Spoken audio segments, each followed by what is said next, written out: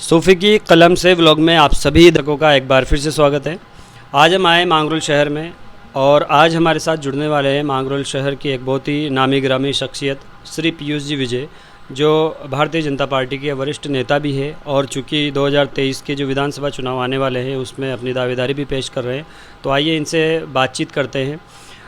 Sir, सबसे पहले तो आप जो है हमारे दर्शकों को अपने बारे में बताते हुए और आप जिस पार्टी से हैं उस पार्टी में अपनी भूमिका के बारे में हमारे दर्शकों को बताएं। मैं भारतीय जनता पार्टी से फर्स्ट टाइम मांगरोल शहर में 1998 में फर्स्ट टाइम युवा मोर्चा का मंडल अध्यक्ष बना। तब मैंने युवा मोर्चा में 1 भू 10 यूथ से लेकर पूरा नीचे से पूरा संगठन खड़ा किया और आज वही संगठन हमारे साथ भारतीय जनता पार्टी में काम कर रहा है। उसके बाद मैंने 2013 में 12 नागरिक सहकारी बैंक के डायरेक्टर का चुनाव लड़ा, वो भी मैं भारी बहुमत से जीता। उसके बाद 2014 में मैंने पार्षद का चुनाव लड़ा। पार्टी ने चेयरमैन का वो करके हमारे नाम पे चुनाव लड़ा। बोर्ड बनने में थोड़ा सा कमी रहेगी, पार्टी ने किसी और को मौका दिया। ये पार्टी की अपनी अलग अलग कई नीतियाँ होती है। उस समय भी मेरे को बहुत भारी बहुमत से मेरे सामने जो भी कैंडिडेट थे सबकी ज़मानतें जब्त हुई और उसके बाद मैं 2023 में वापस 12 नागरिक सहकारी बैंक का डायरेक्टर का चुनाव लड़ा। फिर वर्तमान में मैं भारतीय जनता पार्टी का नगर मंडल अध्यक्ष हूँ 2019 से और अभी 12 नागरिक सहकारी बैंक का वाइस चेयरमैन हूँ। इसके पूर्व में भी मैं 12 जिला कार्यकारिणी में जिला कार्य समिति सदस्य, जिले में मंत्री, जिले में उपाध्यक्ष और मैंने कई पदों पे संगठन की जो भी संगठन का ऊपर से आदेश आया उसको बखूबी निभाया है। अभी भी मैं पूर्ण निष्ठा से भारतीय जनता पार्टी की यहाँ पे सेवा कर रहा हूँ। सर ने बताया कि इन्होंने कई सारे चुनाव लड़े हैं और भारी बहुमतों से जीते भी हैं। जैसा कि सर ने बताया कि 2014 में पार्षद का चुनाव इन्होंने लड़ा था और न सिर्फ पार्षद का बल्कि पूरे मांगरोल में चेयरमैन फेस पर इनके नाम पर चुनाव लड़ा गया था और मांगरोल की जनता ने इनको भारी बहुमत भी दिया। लेकिन ऐन वक्त पर पार्टी ने जो है वो चेहरा बदल दिया चेयरमैन का। तो सर, पहले उस बात को जानना चाहते हैं कि जब मांगरोल की जनता ने आपके नाम पर इतना वोट दिया तो फिर पार्टी ने आपको मौका क्यों नहीं दिया, जबकि आप 2023 के विधानसभा चुनाव में एमएलए की दावेदारी भी जता रहे हैं। तो उस वक्त में पार्टी ने मतलब आपको क्यों नहीं चुना, इस पर जवाब दीजिए। देखो, राजनीति को मैं सेवा से जोड़ता हूँ। पार्टी की अपनी अलग अलग नीतियाँ होती है। कई बार ऐसे मौके, ऐसी स्थिति परिस्थिति बन जाती है कि पार्टी अपने वादे पे ये कह दें अपन, कई बार उसको पूरा नहीं कर पाती है। फिर भी हमारी निष्ठा, जिसको भी पार्टी ने चेयरमैन का टिकट दिया उसको हमने समर्थन दिया। पूरे 5 साल तक पार्टी की सरकार हमारी थी राजस्थान में। मंत्री प्रभुलाल जी थे, हमारे स्थानीय विधायक थे, उनके साथ और राजा दुष्यंत सिंह जी हमारे सांसद थे, उनके साथ मिलकर मांगरोल के विकास में हमने कहीं कोई गुटबाजी पैदा नहीं करी। जो भी सिटिंग चेयरमैन था उनके साथ हमने कंधे से कंधा मिलाकर पूरा काम किया, मांगरोल के विकास को आगे बढ़ाने में पूरा सहयोग किया है। आप कह रहे हैं सर कि जैसे पार्टी ने उनको मौका दिया, तो अब 2023 में जो चुनाव आ रहे हैं इसमें भी आप ही की पार्टी से और भी कई लोग जो है दावेदारी जता रहे हैं। चाहे मांगरोल की बात की जाए तो यहाँ पर श्याम सिंह जी राजावत भी है। सीस वाली कस्बे से बात की जाए तो वहाँ भी 2 नेता जो है वो अपनी उम्मीदवारी जता रहे हैं, अपनी दावेदारी पेश कर रहे हैं। इसके अलावा अंता से भी है। तो ऐसे में आपको क्यों लगता है कि कहीं ऐसा तो नहीं है ना कि 2014 जैसा वापस से वो एक्शन ले ले? मतलब आपको किस आधार पे लगता है कि पार्टी मुझे मौका देगी, कितनी उम्मीद है आपको? देखो, पार्टी में टिकट मांगना एक सबका अधिकार है। सब पार्टी की सेवा करते हैं, पार्टी के लिए निष्ठाओं से जुड़े रहते हैं, पार्टी के लिए काम करते हैं, पार्टी के नेताओं के टच में रहते हैं। पर मेरा मानना यह है कि यदि पार्टी मुझे विधानसभा चुनाव लड़ने का अंता मांगरोल से मौका देती है तो अंता मांगरोल क्षेत्र के लोगों का प्यार और स्नेह जो मुझे हर चुनाव में और हर संगठन का जो भी मैं काम करता हूँ, कई जगह मैं प्रभारी रहा हूँ, कई जगह चुनाव कराने भी जाता हूँ, तो सब जगह मेरे व्यक्तिगत रिलेशन सब जगह हैं। और 12 नागरिक सहकारी बैंक में पूरे ज़िले के वोट पड़ते हैं, तो उसमें भी मुझे बहुत अत्यधिक वोटों से मुझे स्नेह मिलता है। नहीं, लोगों का तो समर्थन आपके साथ है, नो डाउट, वो नहीं कह रहे, लेकिन पार्टी उनके कंपैरिजन में आपको ही क्यों चुने? मतलब पार्टी में आपकी क्या भूमिका है कि आपको ऐसा यकीन हो रहा है कि पार्टी मुझे ये मौका दे सकती है पार्टी के परिप्रेक्ष्य में? पार्टी के अपने अपने सर्वे अपने अपने हिसाब से चल रहे हैं। पार्टी यदि सर्वे करा के हमारे नाम पे इस तरह से यदि क्षेत्र में पूरे अंता मांगरोल सीसवाली विधानसभा क्षेत्र का जो भी विधानसभा का जो भी क्षेत्र है उनमें यदि ये देखेगी तो हमारा नाम भी निश्चित रूप से एक उभर के आएगा। मांगरोल शहर में जो हमारी पार्टी से जो जुड़े हुए लोग हैं वो निश्चित रूप से हमारे साथ हैं, पर कुछ माइनॉरिटी यहाँ पे 40% माइनॉरिटी वोट बैंक है। माइनॉरिटी वोट बैंक से भी हमारा कई जगह ऐसा फैमिली रिलेशन है, बिजनेस रिलेशन रहा है शुरू से। हमारे फादर ने भी माइनॉरिटी में बहुत काम किया है और हमने भी माइनॉरिटी में बहुत काम किया है। हमारे साथ युवा मोर्चा और अल्पसंख्यक मोर्चा के जो लोग अभी काम कर रहे हैं। निश्चित रूप से मैं ऐसा मानता हूँ कि वो जो वोट बैंक है जो काफ़ी कुछ कांग्रेस अपना उसको अपने आप मानती है, यदि पार्टी मौका देती है तो निश्चित रूप से उसमें काफ़ी सेंध लगाने से भारतीय जनता पार्टी का जो प्रदर्शन है वो बहुत अच्छा रहेगा मांगरोल शहर। तो सर का कहना है कि इनका जो आधार है वो ये है कि लोग ये सभी लोगों में, सभी समुदायों में लोकप्रिय है। जैसा कि उन्होंने बताया कि जो माइनॉरिटी वोट बैंक है जो कांग्रेस अपना मानती है, तो उस माइनॉरिटी मुस्लिम समुदाय में भी इनकी अच्छी पकड़ है, तो ये इनका प्लस पॉइंट बता रहे हैं। मान लो पार्टी अगर आपको मौका दे भी देती है तो आपको मालूम है कि आपका मुकाबला जो है वो कांग्रेस के एक बहुत ही बड़े चेहरे, बहुत ही बड़े खद्दा और नेता से होने वाला है, जिसको जनता प्रमोद जैन भाई के नाम से जानती है। हालांकि अभी कोई तय नहीं है, लेकिन पार्टी के बड़े चेहरे हैं तो लगभग उनका नाम तय है। तो उनसे मुकाबला करने के लिए आपकी क्या रणनीति रहेगी? क्योंकि सामने बड़ा चेहरा है तो चुनाव भी निश्चित रूप से बड़ा होना है, अंता सीट वैसे ही हॉट सीट समझी जाती है, तो उससे किस तरह से आप जो है वो निपटेंगे उन चुनौतियों से? कांग्रेस का कौन चेहरा रहेगा इससे भारतीय जनता पार्टी के चेहरे पे कोई विशेष अंतर नहीं पड़ेगा। ठीक है, राजनीति में एक कंपटीशन अपनी जगह है। चुनाव तो जो जिसको भी कांग्रेस टिकट देगी उसी से लड़ना है।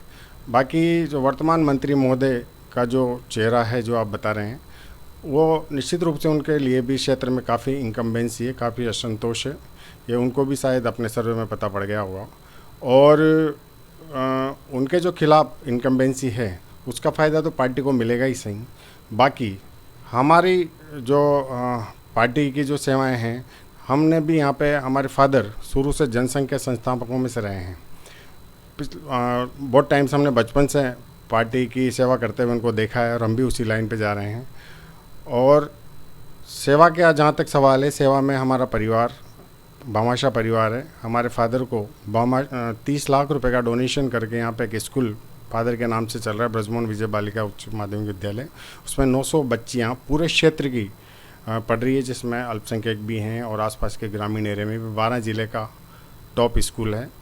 और उनका भी अपने फादर का क्षेत्र में एक नाम रहा है। तत्कालीन जो मुख्यमंत्री थे 1977 में, वो हमारे यहाँ पे मांगरोल में निवास पर पधार चुके हैं। उनके काफ़ी क्लोज थे भैरव सिंह जी शेखावत। और हमारे भी महारानी वसुंधरा राजे जी और दुष्यंत सिंह जी से मेरी डायरेक्ट चर्चा या परिचर्चा या मिलना जुलना होता रहता है।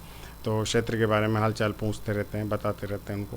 तो यदि पार्टी मौका देती है तो निश्चित रूप से किसी को भी हराना कोई बहुत बड़ी चुनौती बन के नहीं उभरेगा, मैं जहाँ तक समझता। आपने वसुंधरा जी का नाम लिया, दुष्यंत सिंह जी जो हमारे सांसद हैं उनका नाम लिया, तो यहाँ पर एक सवाल और उभर करके आता है सर, जो जैसे कि कांग्रेस में भी गुटबाजी की बात करते हैं, गहलोत जी हो चाहे पायलट जी हो, तो बीजेपी में भी जो है वो आजकल इस चीज़ को लेकर के खींचतान चल रही है। तो उसमें अगर हम ये पूछें कि आप वसुंधरा जी के गुट के हो या कोई पार्टी में गुटबाजी है नहीं, या इस पर आपकी क्या राय है?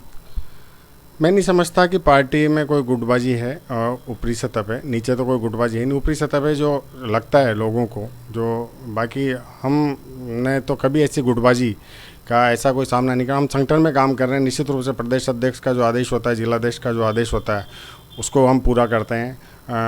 हमारे जनप्रतिनिधि सबसे बड़े सांसद साहब हैं, उनका जो आदेश होता है वो हम काम करते हैं। वर्तमान में हमारे यहाँ कोई विधायक नहीं या कोई भी और जो भी प्रभारी आता है उन सबका हम बाकी मुझे नहीं लगता कि कोई ऐसी कोई गुटबाजी बहुत बड़ी उभर के आएगी। बाकी वसुंधरा जी का चेहरा निश्चित रूप से बहुत बड़ा है। उनके नेतृत्व में और नरेंद्र मोदी के नेतृत्व में जो हम चुनाव लड़ेंगे, निश्चित रूप से अलग ही निखर के आएगा चुनाव का रिजल्ट, वो सब। अच्छा, और एक और बड़ी बात सर, हमने कई और लोगों से भी ये बात पूछी है जो दावेदारी जता रहे हैं कि दोनों ही पार्टियों ने जो है वो स्थानीय लोगों को मौका नहीं दिया है। हालांकि प्रमोद जैन भाई जो वर्तमान सिटिंग एमएलए हैं, वो उनका नाम अंता विधानसभा में दर्ज बताते हैं।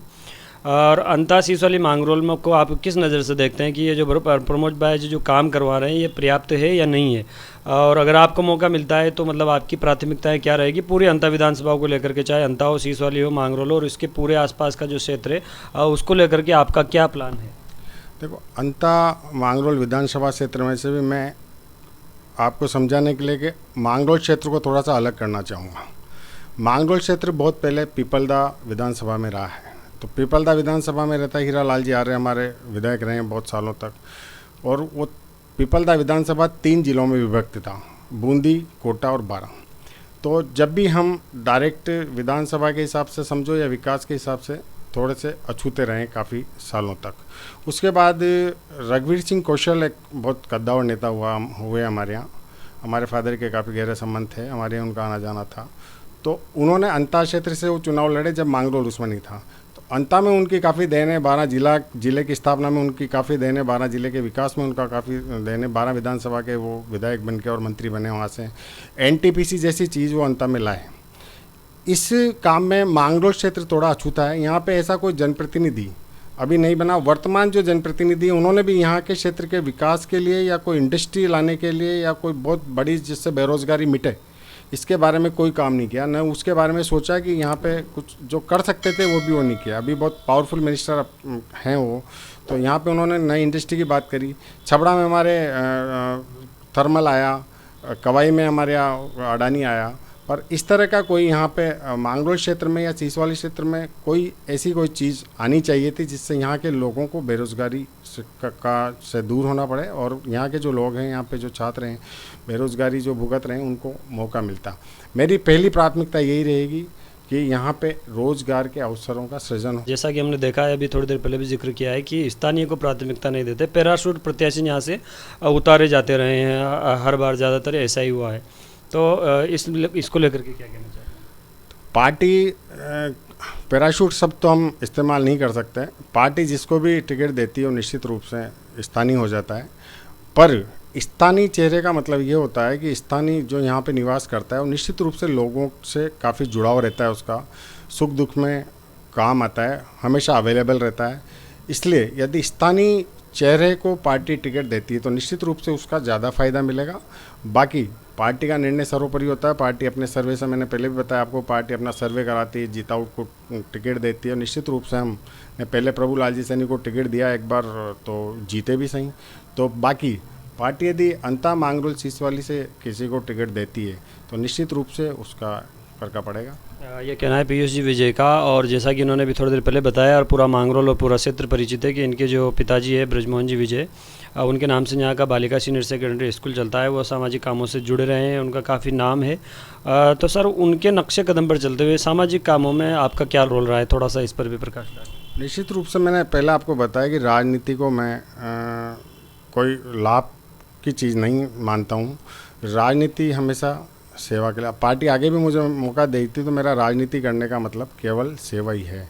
जिस दिन यदि सेवा मैं राजनीति में नहीं कर पाता हूँ तो मैं बिल्कुल नल हो जाता हूँ। मुझे राजनीति से कोई मतलब नहीं। सेवा मेरा पीड़ित मानवता की सेवा हो या किसी गरीब की सेवा हो, मेरा राजनीति शुरू से ही समाज सेवा पर विशेष जोर रहा है। हमने मांगरोल में आने के बाद एक लायंस क्लब की स्थापना करी थी। लायंस क्लब ने हमने काफ़ी डेवलपमेंट कराया, मुक्तिधाम, मोक्षधाम और भी कहीं काफ़ी आई कैंप लगाए। अभी भी मैं हर वर्ष आई कैंप और ब्लड डोनेशन कैंप पिताजी के पुण्यतिथि पे अभी हाल ही लगा था 20 जुलाई 2023 को। और जितने भी सामाजिक सेवा के जो पद हैं, जहाँ जहाँ भी मैं अपनी सेवाएं दे सकता हूँ, चाहे हिंदू धर्मशाला ट्रस्ट में भी मैं मंत्री हूँ, यहाँ पे जो गोपाल गौशाला है उसमें भी मैं सदस्य हूँ, और रंगबाड़ी विकास समिति हो या कोई सी भी समिति हो, हिंदू मुस्लिम समिति हो, कौमी एकता की कोई मिसाल हो, डिस्ट्रिक्ट CLG हो, जिला शांति समिति हो, जहाँ जहाँ भी मॉडल स्कूल सीसवाली में भी मैं SDMC मेंबर हूँ, मांगरोल में हूँ ही सही। जहाँ जहाँ भी मुझे आवश्यकता पड़ती है अपना समय देता हूँ और कोशिश करता हूँ कि लोगों से जुड़ा रहूँ और लोगों की सेवा, उनकी भावनाओं को समझते हुए सेवा कर सकूँ। जी, बहुत बहुत धन्यवाद सर। ये थे पीयूष जी विजय, जो धार्मिक, सामाजिक और राजनीतिक कामों से जुड़ रहे हैं। 2023 में चुनाव आने ही वाले हैं, तो देखते हैं कि पार्टी किसको ये मौका देती है। आपको हमारा इंटरव्यू कैसा लगा कमेंट करके ज़रूर बताएं। यूट्यूब पर देख रहे हैं तो सब्सक्राइब करें, फेसबुक पर देख रहे हैं तो फॉलो करें। अगली वीडियो में जल्द मिलते हैं। जय हिंद, जय भारत।